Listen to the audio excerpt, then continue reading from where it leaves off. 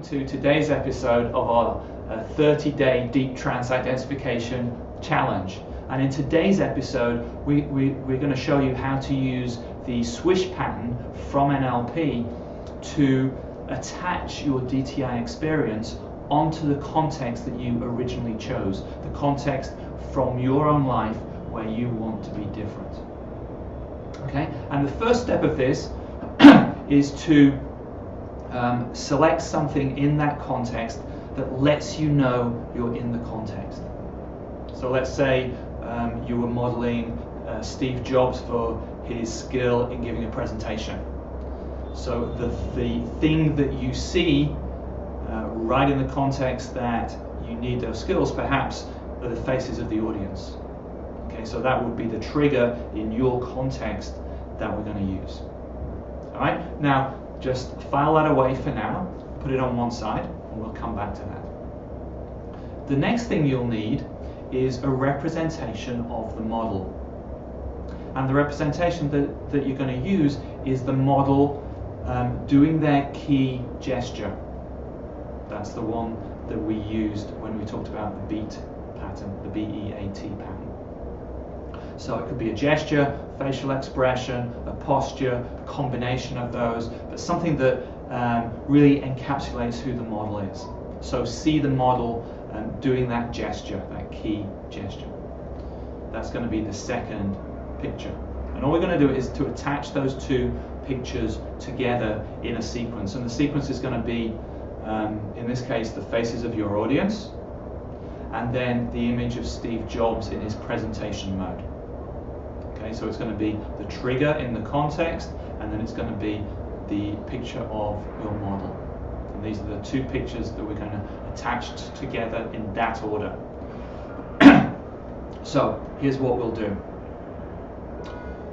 In your mind's eye, and you can close your eyes if it helps, see the trigger. So in the example I gave, I'm going to see the faces of the audience in front of me. And then somewhere in the picture, I'm going to embed the picture of the model, so in this case Steve Jobs. And what I'll do is I'll put the image of Steve Jobs on each of the foreheads of each of the people in the audience. So that when I look round, I see the audience and I see a tiny image of Steve Jobs on each forehead of each member of the audience. I know it sounds a bit odd, but just play along. And then I'm going to swish those, and I'm going to do that in a way that replaces the first image, the faces of the audience, with the second image, Steve Jobs. So what I'm going to do, in my mind's eye, in my imagination, I'm going to have the picture of Steve Jobs leap out from their foreheads, come together so that it's in front of me life-size. So now there's a life-size picture of Steve Jobs doing his gesture right in front of me. And I'm going to imagine stepping into that experience, that key gesture. Now, if you've been paying attention, you'll realize that that's actually the first step of the BEAT pattern, of the B-E-A-T pattern. So I step forward into Steve Jobs, and as I step forward into the gesture, I'm going to feel the emotional state of Steve Jobs. E for emotions. I'm going to put my awareness on the world around me in the way that Steve Jobs does, and I'm going to start to think in the way that Steve Jobs does.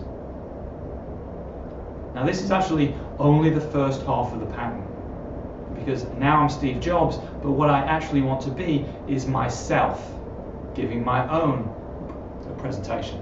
So what I'm going to do now is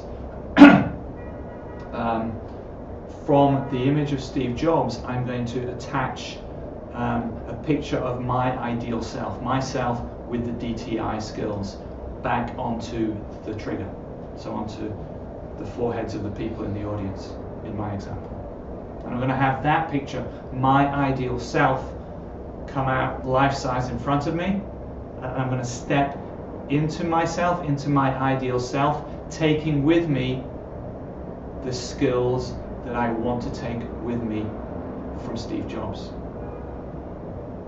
So now I have those skills from Steve Jobs, but I'm back in my own ideal self, ready to give my presentation. Now, of course, the question you may have is, do you actually have to step forward into these? Do I actually have to step 2 steps forward on the stage? And the answer is no. You can do all this in your imagination. You can step forward if that works. Whatever works for you is best. Okay, so this is the swish. This is the way to attach your deep trance identification onto this first context where you're going to need those skills. That's all we've got time for in this episode, and I'll see you in the next episode.